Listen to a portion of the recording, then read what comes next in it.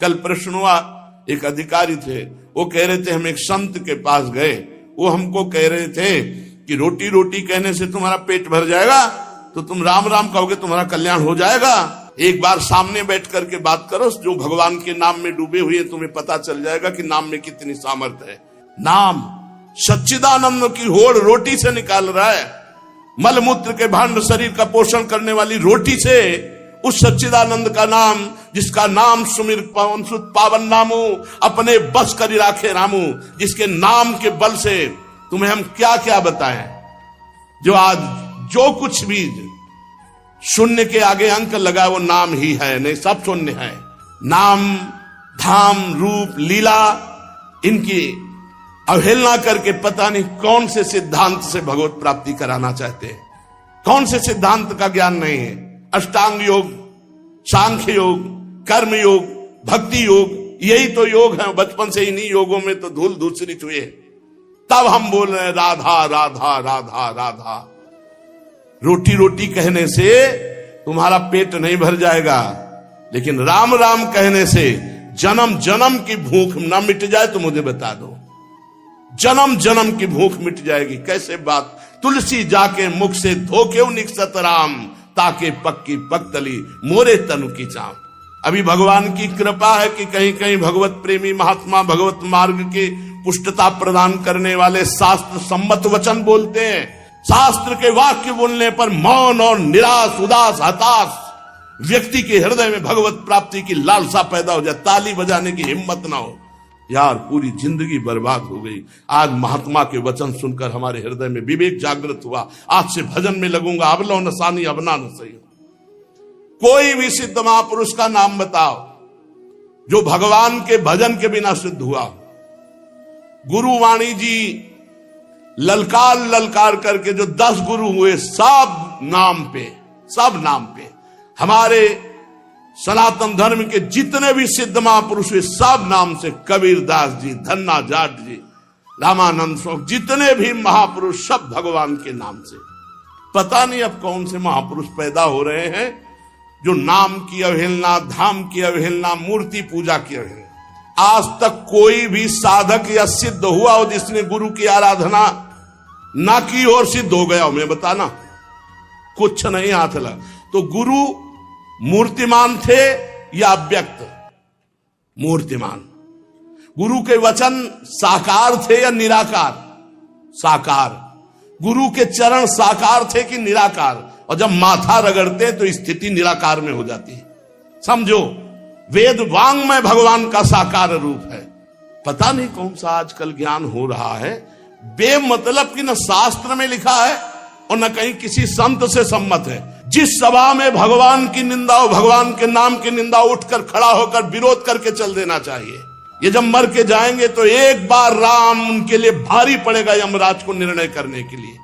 परिणाम में होता है, एक मन गेहूं आज फेंक दो, कल 50 बोरी निकाल लो तो तुम्हें बहादुर समझे। समय लगता है।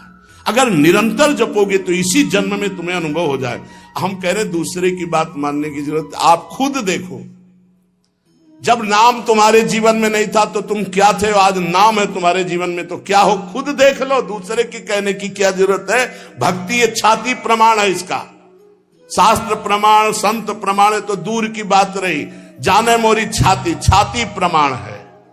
तो इसलिए बहुत कान संभाल करके ऐसे पाखंडियों के वचन न सुने जाए जो भगवान की अवहेलना करते हैं।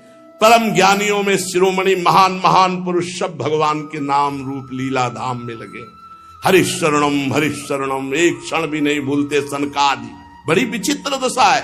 कलयुग में ब्रह्म ज्ञान बिन नारी नर करें न दूसरी बात, और कौड़ी लागी लोभवत करें विप्र गुरु घात। बिल्कुल गोस्वामी जी सत्य लिख गए। जिसकी जिह्वा पे नाम है, वृंदावन की भूमि से बैठ के कह रहा हूं, भगवान की भी ताकत नहीं कि उसका मंगल कर सके।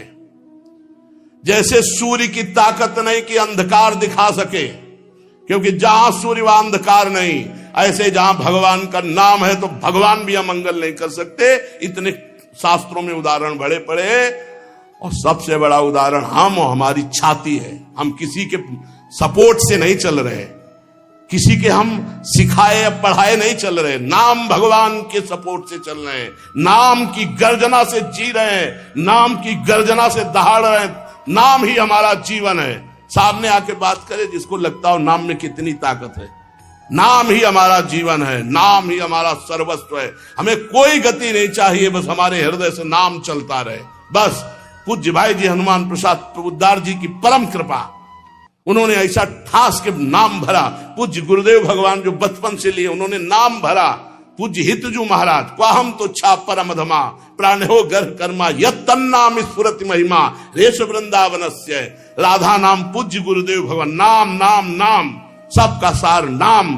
और जो नाम ना पकड़े तो वो अपने जीवन की हाल देख लेना आगे चल के। और नाम पकड़ लिया तो चाहे कामी हो, चाहे क्रोधी हो, चाहे लोभी हो, चाहे मोही हो। भागवत में लिखा है कि पुत्र के बहाने नारायण बुलाया तो भगवान की प्राप्ति हो गई। अहो वत्सपचतो गरीयान जिह्वाग्रे वर्तते नाम तुभ्यम। वो चांडाल भी श्रेष्ठ है जिसकी जिभ शांति मिलने को नहीं। मंत्र जाप करने से निद्रा मिलती है, शांति नहीं। मूर्छा आती, शांति नहीं। मंत्र जाप का उपयोग लौरी की तरह है, जैसे मां अपने बच्चे को कहती सो जा बेटा, राजा बेटा, सो जा बेटा, राजा बेटा। बार बार दोहराई जाती राजा बेटा, राजा बेटा, राजा बेटा। एक ही शब्द को बार बार सुनने से ऊब पैदा होती, स्वभावतः ऊब से उबाइयां शुरू हो जाती। और बेटा भाग नहीं सकता, राजा बेटा भाग के जाए कहां। मां बैठी उसे पकड़े, वो कहती सो जा राजा बेटा, सो जा। उसे भागने का और कोई उपाय नहीं मिलता तो वो नींद में ही डुबकी मार जाता, वही भागने का उपाय बचता है। और ये एक ही शब्द एक ही लय में दोहराया गया नींद लाने वाला हो जाता है। तुम बैठे राम राम राम राम राम राम जपते हो, एक ही शब्द दोहराओगे तंद्रा आएगी। एक ही शब्द दोहराओगे, उस शब्द की पुनरुक्ति से सम्मोहित हो जाओगे। सम्मोहित से थोड़ा सुख मिलेगा, अच्छी नींद ले लोगे, लेकिन इससे कुछ सत्य मिलने वाला नहीं और ना शांति मिलने वाली। शांति तो तब मिलेगी जब तुम अशांति के कारण छोड़ दोगे। एक राजनेता मेरे पास आते थे कि मन बड़ा अशांत है, कोई मंत्र दे दे। मैंने कहा कि मन अशांत है, उसके कारण छोड़ोगे नहीं। मन शांत है क्योंकि तुम्हें मुख्यमंत्री बनना है। उन्होंने कहा बात तो आप ठीक ही कह रहे हैं, आज 10 साल से कोशिश में लगा हूं, लेकिन बस मंत्री पे अटक गया हूं। मेरे से पीछे आने वाले लोग जो न जेल गए कभी, न जिन्होंने कोई त्याग तपस्या की, वो भी मुख्यमंत्री हो गए। मैं अपनी सादगी की वजह से अटका हुआ हूं, इसलिए चित्त मेरा बड़ा अशांत रहता, नींद तो आती ही नहीं मुझे। अब मैंने उनसे कहा कि 2 बातें, अगर तुम किसी ईमानदार आदमी के पास जाओगे तो वो कहेगा कि जिस चीज से चित्त अशांत होता है वे कारण छोड़ दो। अगर तुम किसी बेईमान के पास जाओगे तो वो तुम्हें कह देगा कि ये लो मंत्र, इसको दोहराओ, इससे सब शांति हो जाएगी। अगर तुम बीमार हो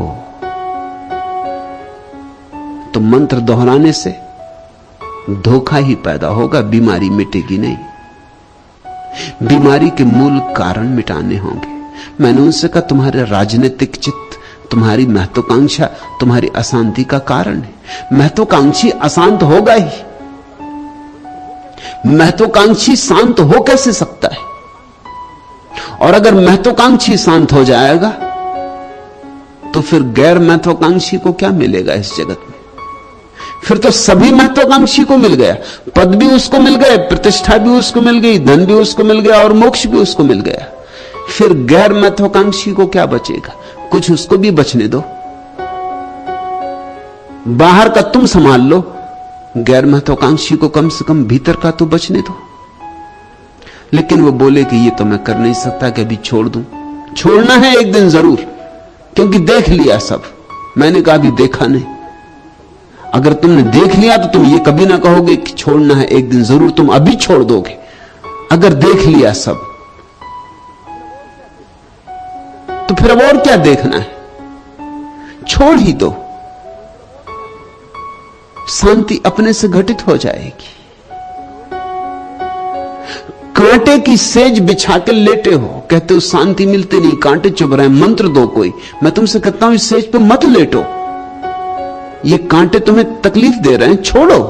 तुम कहते हो छोड़ना है एक दिन, जरूर छोड़ेंगे, देख लिया सब। मगर ये सब बहाना है।